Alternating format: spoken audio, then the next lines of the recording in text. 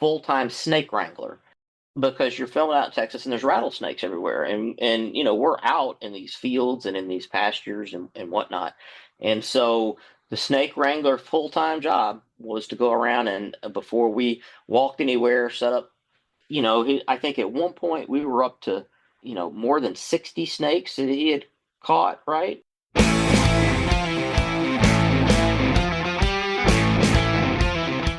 Welcome to the Cops and Writers Podcast. Your host, Sergeant Patrick O'Donnell, worked the streets in one of the nation's largest police departments for over 25 years.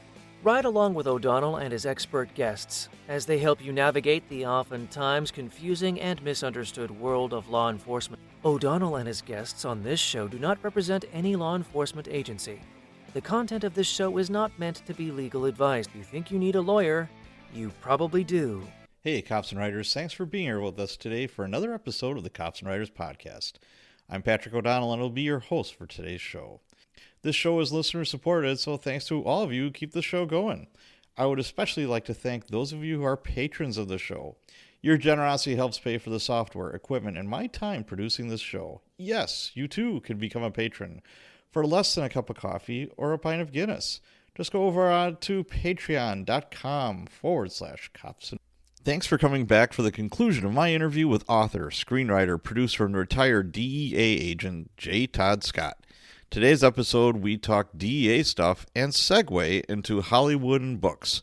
More specifically, him being a producer and writer for the Yellowstone spinoff, Dutton Ranch. Todd spent 30 years as a special agent for the DEA, being assigned to multiple locations across the United States and the world. During his time as a special agent, he took part in investigations leading to tons of seized illegal drugs and millions of dollars in illegal drug proceeds. He was a part of the first group of agents to be assigned to Haiti for a long-term mission where he escaped certain death multiple times by the skin of his teeth. Todd has always had a passion for stories and writing and pursued this when he retired from federal service.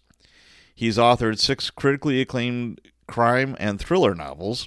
He's also a film and TV producer and screenwriter. His work includes The Lawman, Bass Reeves, and is the producer and writer for the spinoff to the massively popular Yellowstone series, Dutton Ranch. It was a pleasure to get a chance to chat with Todd. He has lived and is living a life that books and movies are made of. Now he's telling the stories. We're the best customers in the world for this. And that's, illegal drugs, human trafficking, all the way down to kiddie porn, for God's sakes. Yep. There's a need for it. And as nefarious as it is, it's occurring. And maybe we should be taking a look at why is that? Yeah. It's, that, if you want to, kill a tree, you attack the roots. You just don't chop down branches. So that's a big part of it, I think. Yes. And, also, people think, well, they're just, going after marijuana or, even cocaine.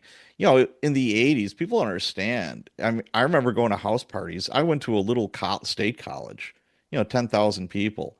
There was powder cocaine everywhere.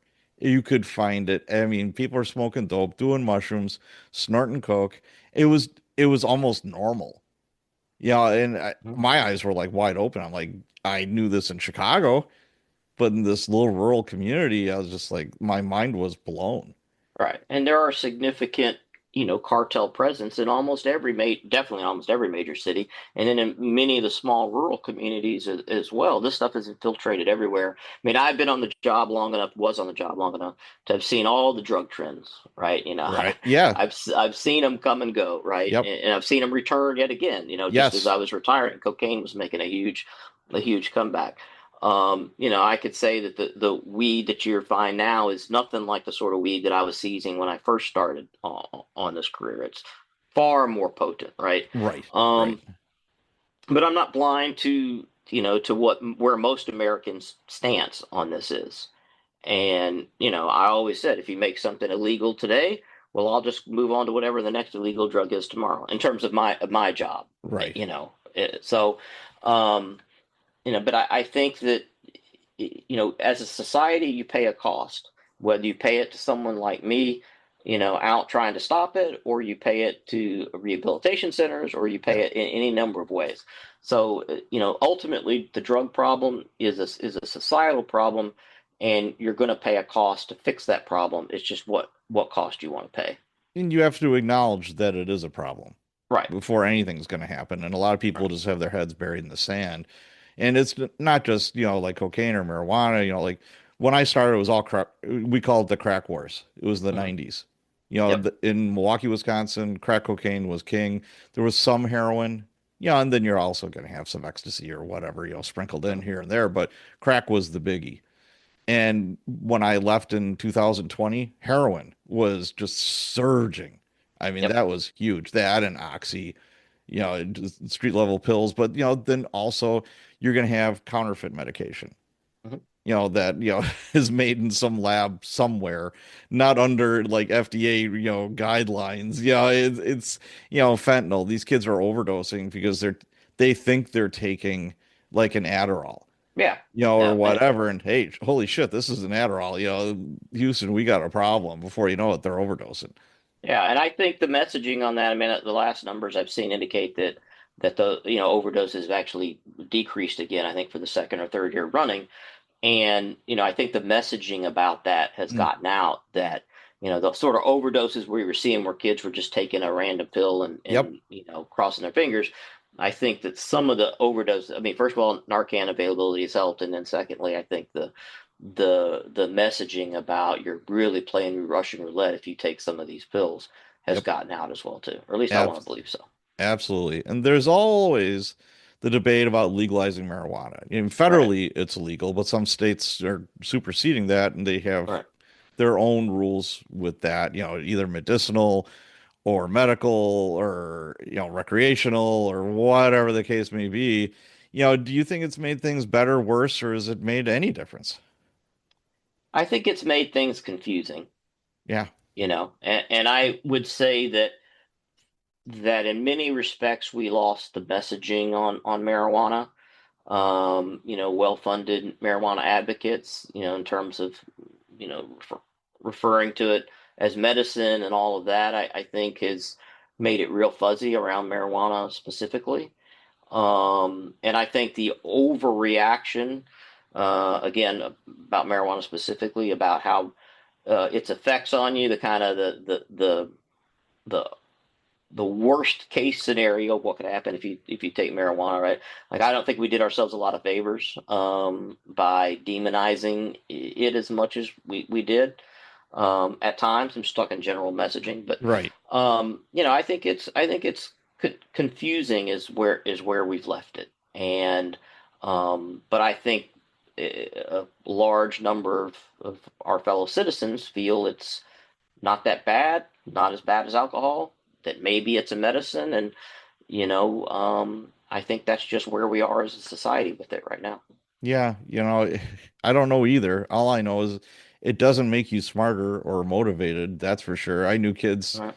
in college. I had classmates, roommates that started out all bright-eyed and bushy-tailed when they started. They smoked a ton of dope, and then before you know it, they're just zombies. And they packed on 20, 30 pounds and they're playing video games and just watching TV all day and they just didn't go to class. Yeah, I think it depends on the person. You know, sure. some people with addictive personalities, it can be a gateway, and other people, I don't think it's the same as having a beer, but I'm not going to say as harmless as a beer because alcohol is still a drug.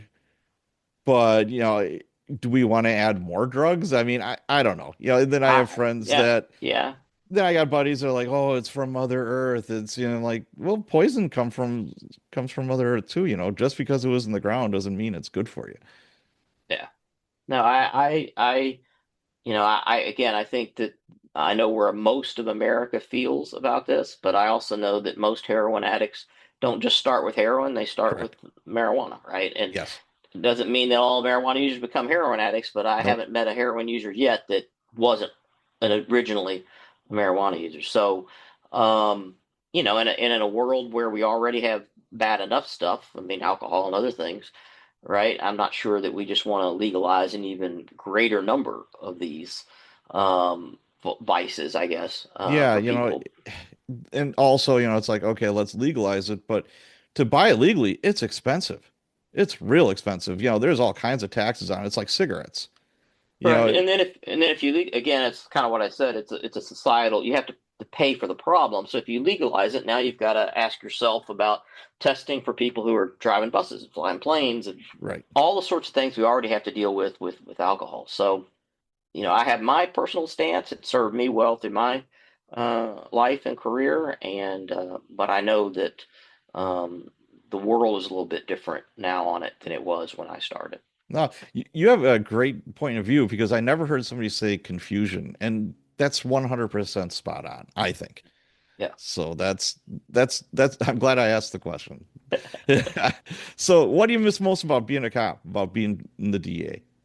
I miss the sense of camaraderie. I mean, Okay. it's probably not a good thing, but I always had a very us versus them mentality.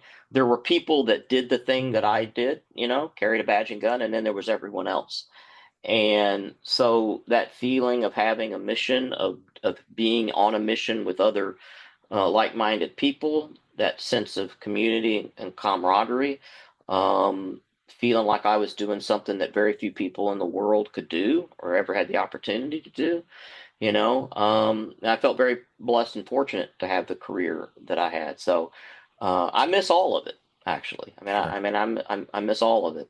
But I also know that my time to do it was winding down. Yeah. Now, what would you say to your kids if they came to you and said, "Hey, Dad, I'm going to join the DEA or another law enforcement agency"?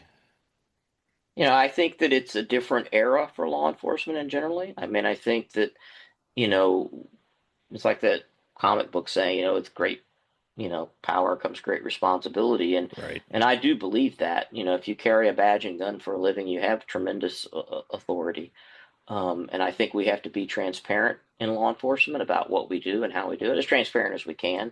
Right. I do believe that we're civil servants and our job is to help our fellow citizens and to make the world safer. That's fundamentally our job, is to make the world and make our communities safer. And if you're doing the job for anything other than that, then I don't think you're approaching it with the right mindset. It's also you have to be willing to have sacrifice, right? And you Right. kind of have to have that servant attitude about it. You're serving your fellow citizen, and that's not always an easy thing to do. But there's more scrutiny now at any other time on law enforcement, federal, state, and local, probably well deserved. So as much as I love what I did, and I would choose to do it, the same, do it again, I would tell my kids to think long and hard about this sort of career, because it really, to me, it's not a career. It's kind of a calling, Yes. It's a you know, vocation. Yeah. it's a vocation, and it really, it's how you live your life. It's not just what you go do every day. It's how you live your life, and it can take a toll. Um, Yes. and so I would just want to be prepare them for this vocation. It's not a job you just go do, it's 8 hours a day, come home and leave it behind, for Right. good, bad, or ill. So Um, if somebody else comes up to you and say, "Hey, you know what? I'm thinking about becoming a DEA agent or maybe any other law enforcement," what would you say to them would be their best way to prepare for that?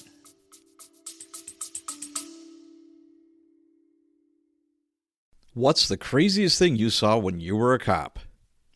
My first week on the job, a guy running at me with a butcher knife. He just killed his brother over the last hot dog. That's chapter 1. There are 33 more. Police Stories, The Rookie Years, just launched. Available now on Amazon. Search Police Stories Patrick O'Donnell or click the link in the show notes. Back to the show. well, I mean, there's obviously the baseline things. You got to be, you know, in shape and healthy, and you pass the polygraph and do all that sort of stuff. I think the best way to be prepared is to have a really good head on your shoulders, have a really good moral compass, right? And understand that you are a civil servant and that you're there to make your, again, like I said, your community and the state and the world a better place. And so you have to want to sacrifice to do it, and if you're not willing to sacrifice, then you shouldn't do it. Amen. I think that's spot on. Spot on. So let's switch gears. Okay. Let's talk about writing. I love that. And being a producer with the new Yellowstone spinoff, Dalton Ranch, which Yeah, yeah. my wife and I are completely hooked on. We were watching it last night. All right. We couldn't wait for it to start up again because we're both diehard Yellowstone fans. And it's like, all right, cool. We finally we get to see Rip and Beth again. This Yeah. is awesome. Yeah. When did you get bit by the writing bug? I know you were talking before that was like maybe a consideration when you were in college. You Yeah, go no, on and get your MFA. yeah, I'd always wanted to write, and then I just, got involved in doing this other really cool thing, being an agent. And I didn't write seriously for years and years and years and years. And occasionally I would maybe tinker around with a short story or write something, but I didn't take it seriously until late in my career, and kind of met some folks, and kind of had my eyes opened, kind of reinvigorated my passion for writing, and I just kind of started writing on my own. It's kind of a hobby. It's kind of a way to, um, it was something just for me. Yeah. Again, I talk about this job kind of as a vocation. It kind of takes over everything, and it did. And so I was a husband and a father and a federal agent, and I didn't have a lot of time to spare. But the little time I had, I wanted to do something that was just for me, and I kind of started writing on the side, and was able to kind of start putting some books together, and was very fortunate to get an agent, and then kind of start getting published, and just kind of fell into it without any real plan or scheme. I think not knowing what I was doing was actually kind of like when I first started DEA. It was helpful because not knowing what I was doing, I would do anything, and kind of taught myself how to write novels on my own, and was fortunate enough to start selling them. I think that's a real good way of doing it because it's real easy to get discouraged Hmm. because you hear the story of, I queried 500 agents and, two of them sent me replies saying, nice try or whatever. And you get beat up pretty good, when you're starting this. And it could be real disheartening. It's like, why am I even doing this? Why am I pounding my head against the wall when none of this is actually going to come to fruition? Yeah, and because I didn't have any real plan, and because I had a career that I loved, Right. I was writing only because I loved writing. And I didn't really care if anyone read it or not. Like I was going to write these stories regardless. And so, I didn't start writing to publish books. I started writing because I wanted to write, and I needed to write for me. And then the publishing part of it kind of came later. And again, I was able, because I had a career that I loved, then I kind of was able to not take the publishing seriously, and not really, like you said, kind of get defeated, because I had a cool thing that I did every day, and I had Right. a job I was proud of. So the writing was simply something for me. And if other people liked it, great. And if they didn't, it was okay. So I didn't have to take writing very seriously, and I think that served me well. When I was even after I was had several books published, I still introduced myself as a federal agent who just happened to write. Right. Right. I didn't introduce myself as an author. Um, of course, that's all. I guess that's all I am now. But Yeah. Well, an author who used to be a federal agent, that right. did all kinds of cool stuff. So you got that under your belt. Hmm. And, going back just a little bit, my advice to new cops would be write a journal. It doesn't have to be anything mind blowing or, it doesn't have to be Moby Dick. It doesn't have to be a super long novel. Just maybe once a week or a couple times a week of some like funny, cool, depressing, whatever stories. And I guarantee you, when you get older and, you're in our position, man, that would have been cool to have. I have Yeah. all my memo books. I have I have this duffel bag packed with 25 years of stuff. I'm so happy I kept all that. And there's people that don't have any record at all. It's just, memory and that fades. That fades. Yep. And And it's cathartic too. I think it's good right. for you. Yeah, and I think that some of the best storytellers are, you know cops and Oh, guys 100%. in the military. I mean, they're just natural at it because you spend a lot of time bullshitting and telling stories. Yep. You're sitting in cars, you're sitting on surveillance, you're doing whatever, and so I was just started writing the stories that I was telling myself in my head or sharing with my buddies anyway. And I just took the time to write them down on paper. But I did it for me, and then the kind of professional success with it came later. Yeah, I could always tell, you know, who was the better cops were the best report writers. I know that it's like, yeah, you still have to run after bad guys, go really fast in a car, do super cool, dangerous stuff or whatever, but you have to explain, you have to articulate Sure. why you did. I mean, I would have guys, I was a sergeant for 17 years. So if they used force, car chase, blah, blah, blah, I would have to come to the scene. Well, I would anyways. And I have to write a report about it. And so I'm interviewing the cop, and some of them were freaking amazing. It's like, here's a piece of paper, you just write it down. And then others, they did everything by the numbers, everything perfectly, but they just couldn't explain it. Couldn't explain it. And particularly when you're a criminal investigator, and that's really what a federal agent is. It's what our credentials said, criminal investigator. Yeah. I mean, you have to tell a story. I mean, that's all you're Yes. doing. You have to tell a story to a prosecutor and then Oh, yeah. to a jury, Absolutely. and it has to make sense. And so I'm having to justify why I think this person is in my case a drug dealer or drug trafficker. And so that's just a story. And all those reports and all those things you do put that story together. So, I say I didn't take writing seriously until late in my career, but I was writing a ton before that. Yes. Every report, every affidavit, everything. And so, starting to write fiction again actually wasn't that much of a change. Right. Now, what was your big break or your epiphany when it came to writing? That it was just work. I think the reason I had struggled with it and not really taking it too seriously before is I kind of thought writers, um, the muse hit them and they just sat down and it came so easy and this, that, and the thing. And I realized, no, no, that's true. It's just work and just breaking it down into work, a few hundred words a day.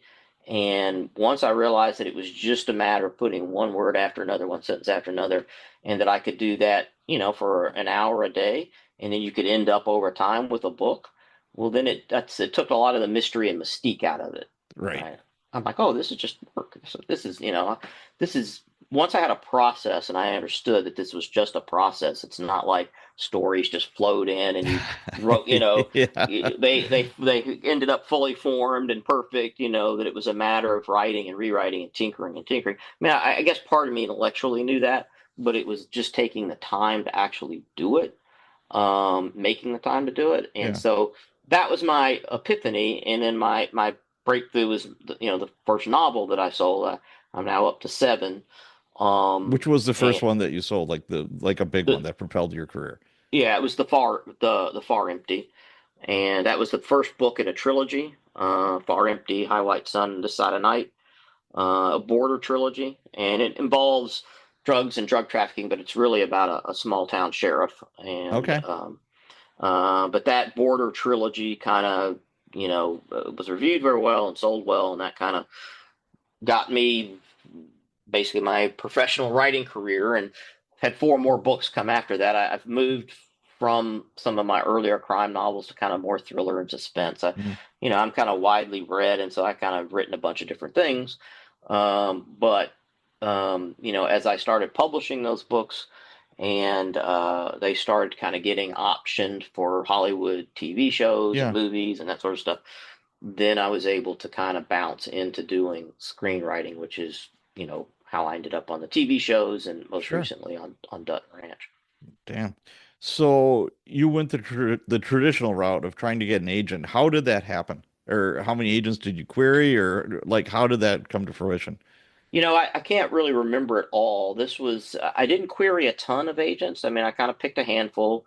Once I had a book done that I thought was pretty good, I just looked up online how to query an agent or got Writer's Digest, which is a Yeah. magazine a lot of writers know, and kind of figured out how to write a query letter, sent my query letter in, and I got pretty good responses right off my queries. So I knew I could write a decent query letter. Didn't mean I could write a book, but it Right. meant I could write a query letter. And so I started getting requests for chapters, and that's usually how it works. They ask for a couple of chapters, and Sure. then they ask for the whole book, and that all happened, over a couple of year period, and then I got that call that most writers want, which is, an agent wanted to speak with me, and she really loved that book at the time and wanted to represent my career, and I said fine, and so got an agent, and then it was all very traditional. I queried, got an agent. Then my agent put that first book out on submission to publishers. Yeah. That book didn't sell, actually. Um, that's every mountain is another mountain after in Right. publishing. And so I was writing a sequel to a book that wasn't selling, and so I had to toss that manuscript aside, and I wrote what became The Far Empty, Yeah. and sold that in about a 3 week period when it went out to New York publishers, and then I was kind of off to the races. And again, all this was going on while I was working at DEA, so I was just doing this at nights and weekends, and kind of writing these books on the side. Now, did you ever think about hybrid or independent publishing? No, and again, it's nothing that I wouldn't do. Yeah. It's just back then, I was barely stringing together the time to write the books, Okay. and so I couldn't imagine taking the time to publish it myself and do all the marketing, and so I kind of did the traditional route because that's the only thing that I really thought I could had time or Okay. availability to do. And again, I kind of just stumbled into this and kind of kept going. Yeah. I didn't have a plan. But if I had books now that I wanted to hybrid or publish on my own that didn't fit my other marketing stuff, then I would do it. I have Yeah. the time now. So it's definitely a lot of books are published that way, but it's just not something I thought about at the time. Gotcha. Now, while all this is going on, you're still, with the DEA, and it's against the rules to have another job, correct? Unless they say it's okay. Well, it's against the rules to have another job, but curiously enough, writing novels is not really considered another job. Oh God. I Okay. mean, it's kind of the First Amendment. You can say what you want. You can Wow. write and say, but I was very honest with the folks that needed to know at the time. Yeah. And when the book's published, I was already a supervisor, so I wasn't on the street as much anymore. Mm, So there was, I had conversations with the people that needed to know. And no one was worried about me. I wasn't writing on the job. They all knew it was on my nights and weekends. And if I sure. went to book events, I was taking time off. I was very above board about all that. And my earlier manuscripts, I was fortunate enough that DA has a publication review board. And so those early books were looked at just to make sure I wasn't giving away Trade trade secrets. secrets, and Sure. yeah, that sort of stuff. But that was an easy process. DEA made it easy for me to do, and and then in terms of what I could say on my book jackets about me and what I was doing, I Oh mean, yeah. DEA had to approve that, but they did. We got language that Okay. that they were happy with. And the only thing I had to be careful of is, if I did interviews, I had to make clear that I was speaking as a writer and not as a DEA agent. Right. Not as a Um, representative of the DA. Right. yeah, and I would tell folks, when I was out on a book release tour and I was doing radio hits and things like that, my team would tell him beforehand, look, he's not. Don't ask him about marijuana policy. The Yeah. questions you were asking me earlier today. Right. Don't Right. ask him because he's not going to talk about that stuff. And occasionally, some radio jock somewhere in Miami would want to, drift into that sort of territory, and I just had to kind of deflect those questions. So Sure. I was very fortunate. DEA was supportive of what I was doing, but I was very upfront about what was going on, and I never took advantage of them or my time. So and agents, they thought it was cool. I mean, they only would read the books if I gave them away free. I mean, agents, you know, That is so cop, typical. cops Oh are my. cheap, right? And they're Yeah. like, well, where are the pictures, right? They're like, I'm not reading this; it's too long. But I didn't talk about it a ton, but those people who knew were very supportive of it. Now, did you ever have any of them busting your chops? It's like, Oh oh, yeah. you think you're a writer, huh? Oh yeah. That. Oh Oh yeah. yeah. I mean, they you know how law enforcement is. If they can, start ragging you about something, they will. And that was kind of an easy thing to rag on me about books and, oh, you're an Oh yeah. author and, but they also kind of thought it was cool because it was something quite a bit different than anyone else was doing. Right. Right. And so again, I had far more people support it than gave me a lot of hell about it. Right. Yeah, I was asked to give a presentation at a Milwaukee Police Retirement Association meeting, and and you don't know what that's a tough crowd. A bunch Mhm. of old salty, retired cops, and I'm like, oh God, here we go. And you know what? They couldn't have been nicer about it. And of course, your friends are going to give you shit, but then you have is like, how come I wasn't in that book? Right. You had, this guy in the book. How come I'm not in there? That it was like, oh, okay. I didn't know there was this interest, but Yeah. okay. Well, it's interesting. One of the SACs that I worked for late in my career, I was his ASAC. I was his assistant special agent in charge, and he reached out to me with the new TV show that's come out, and he said, "I always told you were the best part-time ASAC I ever had," because he would giving me hell about, oh yeah, you're taking a few days off to go on your little book tour, aren't you?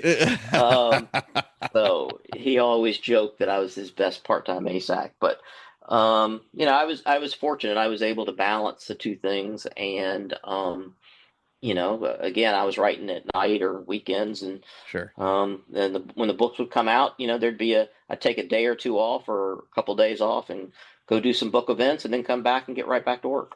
Yeah. Now, your Chris Cherry series of books, those are the most popular, correct? Yeah, Yeah. well, they're yes, as a trilogy, those first three, yeah, Yeah. I'd say as a total they are. Why do you think they resonated so well? Why do you think they sold so good? I think because I was writing about a character that people found really interesting in Chris Cherry, kind of a former football star who comes back home and kind of takes over the department in his small town. I was writing about a very unique part of the country, kind of there around the Rio Grande in it's around Marfa and Alpine was really where the area was, but I fictionalized it a little Yeah. bit. So it had all the small town rural stuff, but it was right on the border. And so I had, cartels and criminals and DEA, but it wasn't about my career, but it kind of touched on all those Sure. things. And, of course, over the three books, you get to see Chris go from being a really, really junior deputy who doesn't know anything to being kind of a substantial and well thought of sheriff in a very difficult town. So I think it just has all the stuff of a good drama, and Yeah. it has the reality of someone who did almost all the things that you read about in Yeah. in that book. It's Oh, amazing those how books.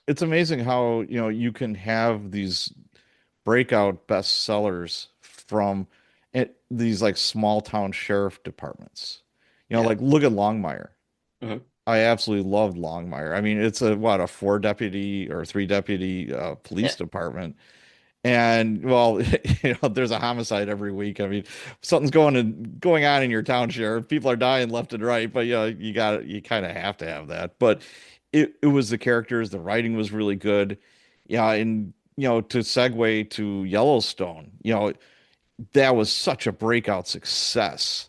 Hmm. Yeah, I believe it was the story, the side characters, the actors, and the balance of humor and being serious at the same time.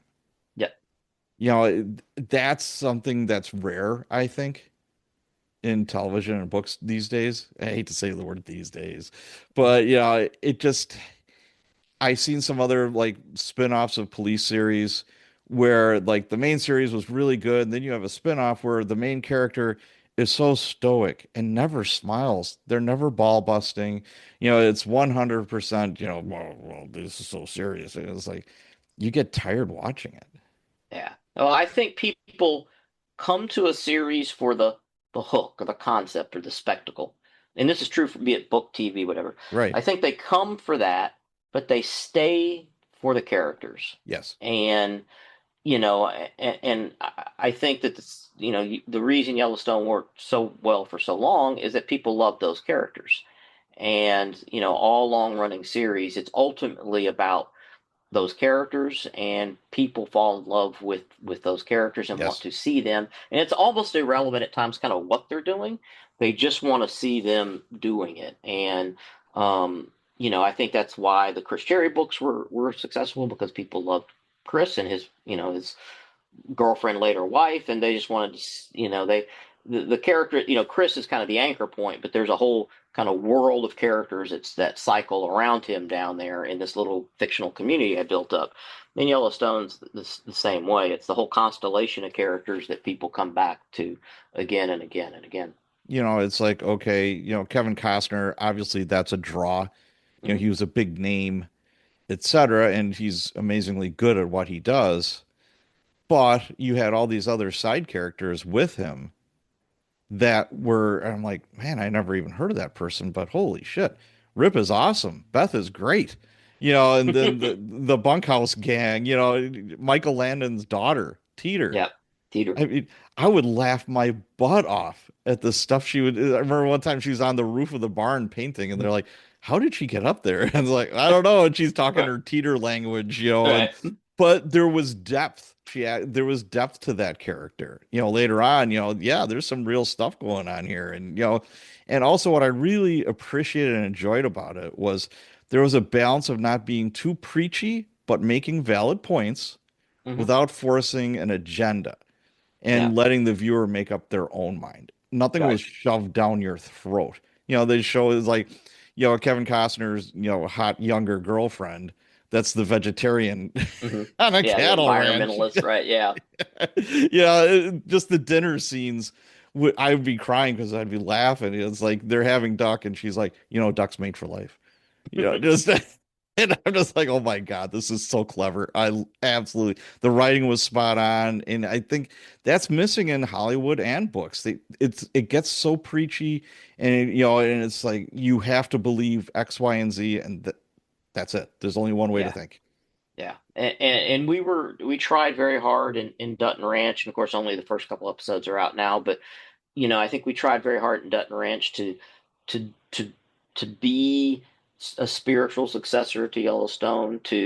And we talked a lot about themes and that sort of stuff. But great room full of writers. No one had an agenda that they were pushing.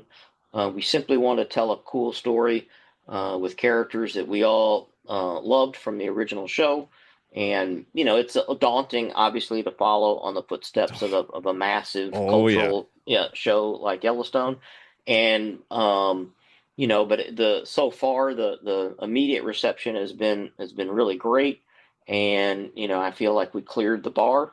And so I couldn't be happier about that. Yeah, there's there are still super fans that wear Yellowstone merchandise and sing its praise. It kind of reminds me of the 90s and 2000s with Harley Davidson. You had all these people wearing Harley gear that never sat on a motorcycle in their lives Yeah. or Well, whatever, you but they buy into the whole culture.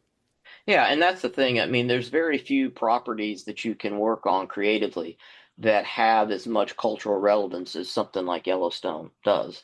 I mean, nowadays, not so much now, but in the last few years, there were tons of scripted shows that came out that were very good shows, but they kind of come and go without much of a trace afterwards because they just don't stick, right, Right. in cultural conscience. And Yellowstone did, and so there was fan books and magazines about Beth and Rip, that were out long before we wrote the show, right? Sure. So they represent a whole kind of ethos, and when you're working on something like that, that there's going to be immediate eyes on it. You don't have to find an audience. You don't have to beg people to come watch your show. The minute that show premieres, there's going to be a lot of people eyes on it, and so it's very rare in this industry to be able to work on a property that's got that much just kind of knowledge, cultural relevance, Right. right? Whether you like the show or hate the show, people know the show exists, and nowadays that's half the battle. As a writer or anybody that's like in the entertainment business, you want those super fans. You want those people Right? wearing your stuff. Yep. It's free advertising. And they're going to be talking at the water cooler or on the internet about, hey, you know what happened last night? Oh yeah, blah blah blah. And they're really really into it, and they talk about the characters like they're real. Yeah. And we and I hope and I hope in this show that we've created some new characters that will have that same kind of, traction, and that people will want to find out about them and live with them for a while. Well, you got Annette Bening, you got Ed Harris. Mhm. I mean, you got some heavy hitters right out of the gate, which Yeah. is super smart. And And both are great. Both are great people. oh yeah, Uh, really loved getting to meet them, and oh I bet. I spent more time with Annette than I did with Ed. But they're great. And they inhabit these characters that we create, and they're stars for a reason. Yeah, now, and I talked about super fans. We all want them. What do you think is the best way to cultivate or get super fans? I don't know that you can. I think that you just have to write. I mean, on Dutton Ranch, we're writing from a standpoint of, we love those characters too, Right. and so we want to honor that legacy. None of us are Taylor Sheridan. We're not going to be Taylor Sheridan, but we're just trying to honor what he created and honor those characters. And with actors like Kelly Riley and Cole Hauser, who have inhabited those characters for so long, Sure. I think you have to give them a lot of, we write the words, but I actually don't care what they say. I want them to say it because they've had equity in those characters. They've been those characters for Yeah. so long. I'm fine with them changing whatever we wrote on the page, to the way that they know that Rip would say it, or they know that Beth Sure. would say it, right? But I don't know that you can go out and make fans. I think you just make work. You just make stories that you love, and then you hope other people love them too. If we knew how to do that, then we could catch lightning in a bottle every time we Yeah. we make these things, and you don't. You just make stuff you like, and then hope other people like it too. That's all you Yeah. can. That's all you can ever do. I think it starts with a quality product. Mhm. And, some of it might be luck, but, there's a whole lot of blood, sweat, and tears that Oh, goes sure. into it as well. Now, on the Dalton Ranch, what is your role there? Are you the Um. writer? I know you're a uh, producer. yeah, I'm a What writer. exactly does that look like? Yeah, I'm a writer and a producer. So on a show like Dutton Ranch, and you talked about my first book, The Far Empty. I've had the relationship with the showrunner who ran Dutton Ranch since my first book came out. He Oh, he read that book, he loved it, he optioned it, wanted to make a TV series, and we got really far down the road on that. It ultimately, like a lot of Hollywood projects, fell apart. But because of that, we've stayed in touch for years, and he's kind of been waiting for me to retire, so I could come write full time if I wanted to. And mm, he gave me the opportunity on Bass Reeves, another Paramount show a few years back, to kind of dip my toe in it a little bit. He yeah. let me come out. I took 2 weeks off work, sat in the writer's room, kind of figured out how a writer's room worked, figured out how a TV show was put together. He gave me a script for Bass Reeves, which I got to do. And so it happened. My retirement came up just at the time that Dutton Ranch landed in his lap, but he's Okay. had a long relationship with Paramount. And, he said, "Hey, now that you're retired, you want to come work on this show?" And I was like, there are a million writers who would kill to be on this show. I Oh can't believe yes. that you want to give me this opportunity.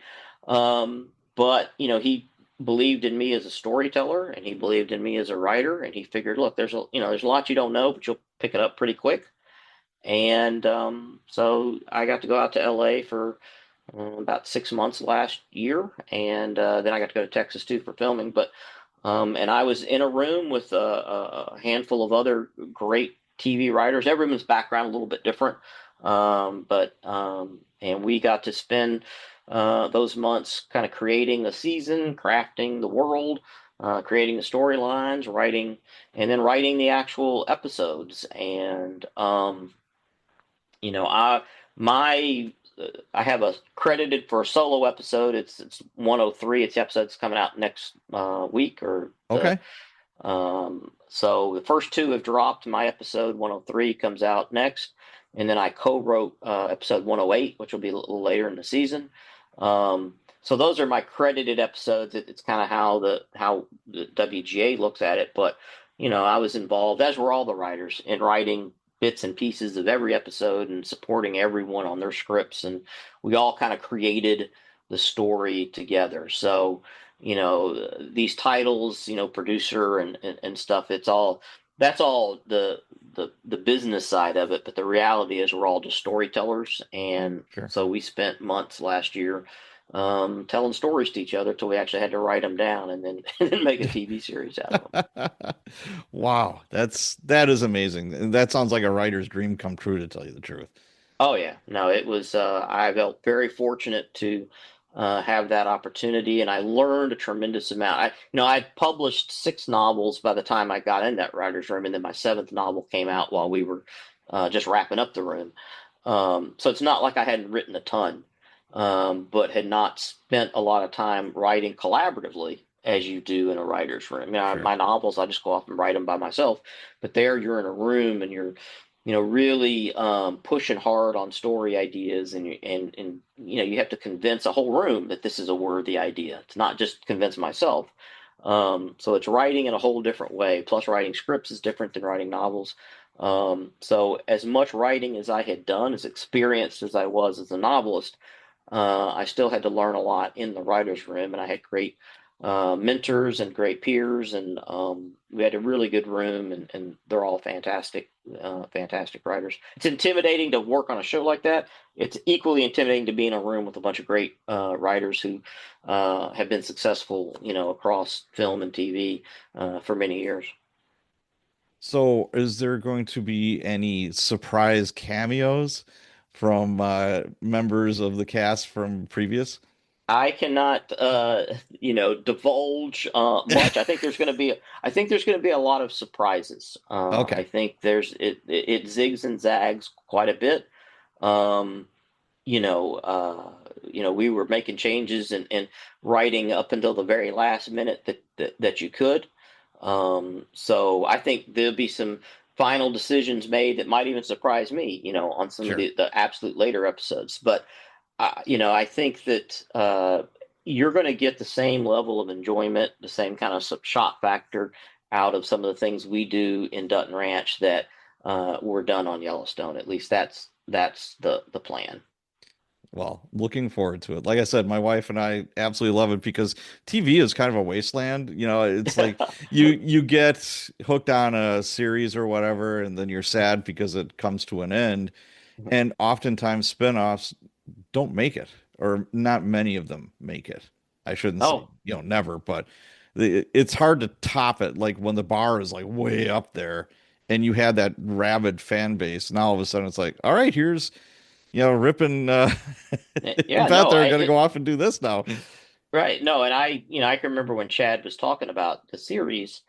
Um, I told him, I said, Chad, obviously, there's a high chance that we're going to fail this, right? Like, I mean, we're almost a fool to do this, to step into a sequel to a beloved, series.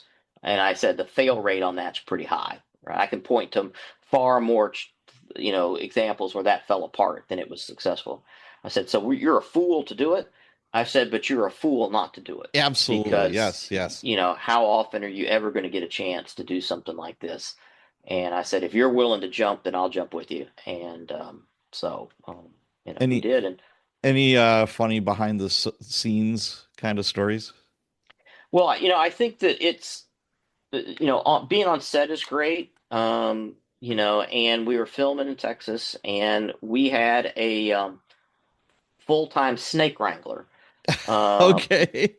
because you're filming out in Texas and there's rattlesnakes everywhere, and we're out in these fields and in these pastures and whatnot, and so the snake wrangler full-time job was to go around and before we walked anywhere, set up film stuff anywhere. And of course, I'm not doing this. There's a talented crew that do all this.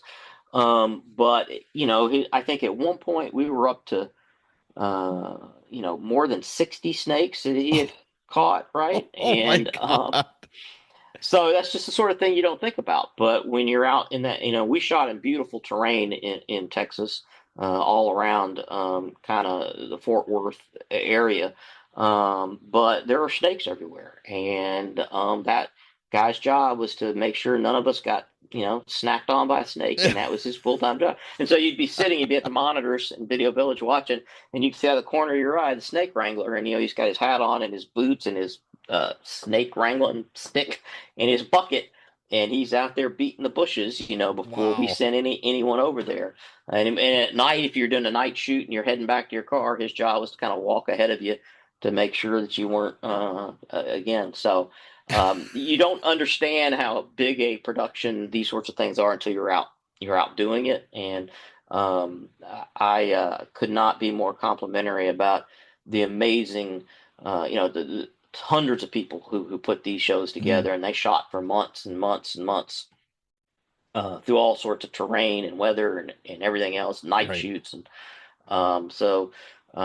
it is what you're seeing up on screen looks beautiful, but man, it takes a lot of work to get it there. And it does look beautiful. Like one big part of the Yellowstone story was the backdrop, Hmm. obviously.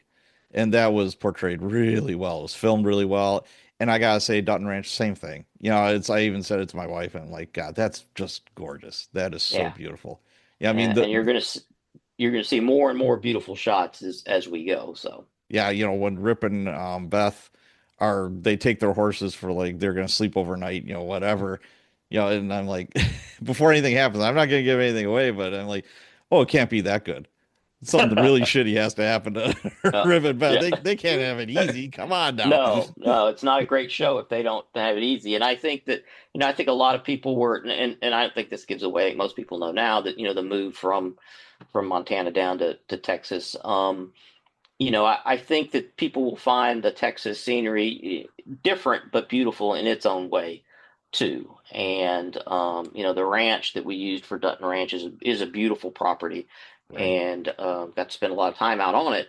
And I think that people they'll miss Montana, but I think they will come to love our fictional real Paloma down in South Texas, and I think they'll grow to love it. I hope they grow to love it too. Well, I think so. I think it's off to a great start, and I don't say that about most TV shows that I watch because it doesn't take long before I'm turning it off and I'm like, God, this just sucks. It just ugh.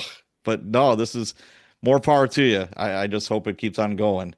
So let's start landing the plane here for you. Okay. You're a heavy thinker. I can tell you're a very smart guy and you're very intellectual and you're a heavy thinker. And I like to ask this question for my thinkers. If you had a Okay. billboard that millions could see, what would you put on it? It could be a favorite saying or a quote, anything you'd like. That is a good question.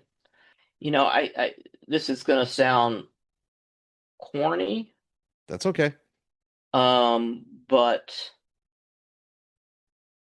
I think I would have it say believe, right? I think it's important that you believe in something. Believe in yourself, believe in your family.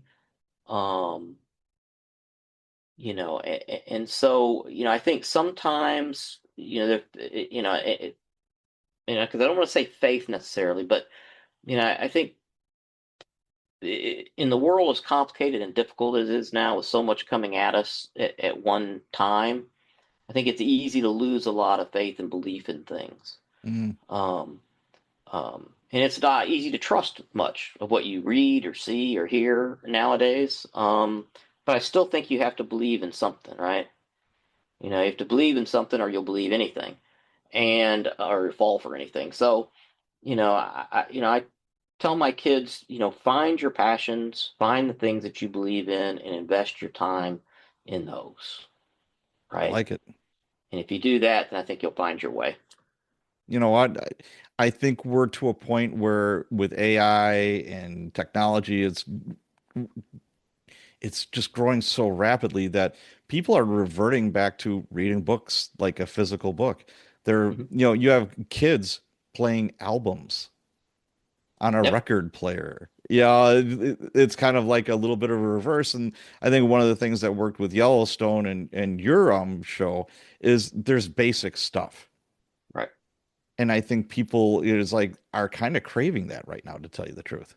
Yeah, and I think that, you need to have kind of a code that you believe in, Yes. a way that you conduct and live your life. And I think the characters in Yellowstone have codes. You may not always agree with them, but they have them. Right. And I just think you need to have some clarity in life, and it can be very difficult to find that nowadays. I completely agree with you. So, what's next? Well, we'll see, again how Dutton Ranch is received, and I sold a movie last year, actually a feature film, kind of a cops and robbers sort of thing. Okay. So some movement is being made on that. I'm working on my next book. I have another feature script that's about to go out, and I'm talking to some folks about more TV stuff. So, I'm a full-time writer and creator now, and so I kind of whatever grabs. And I'm fortunate since I'm coming into this as kind of my second career. I can kind of pick and choose what I want to do, Right. and I have that luxury. And so I only want to work on things that I believe in and want to do. And so I kind of take my time in between projects before I dive into something else. And I was just out of LA, just taking a bunch of meetings and doing a bunch of stuff.